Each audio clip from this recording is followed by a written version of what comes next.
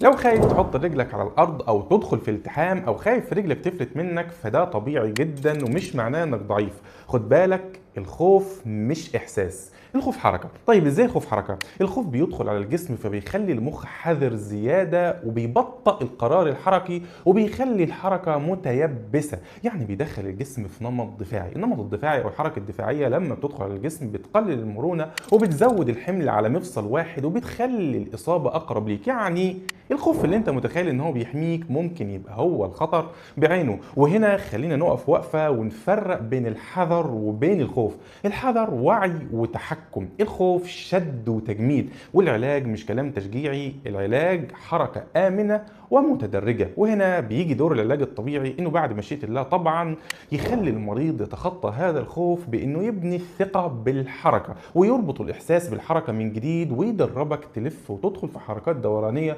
وحركات مفاجئة وانت مطمن خطوة بخطوة من غير ضغط ولا تهور. اقوى ركبة مش الركبة اللي بتخاف، اقوى ركبة اللي بتتحرك بثقة. وده يخلينا نفهم ليه في ناس بعد الاصابة بترجع اقوى من قبل الاصابة. وده اللي احنا هنعرفه مع بعض ان شاء الله خلال الفيديو اللي جاي.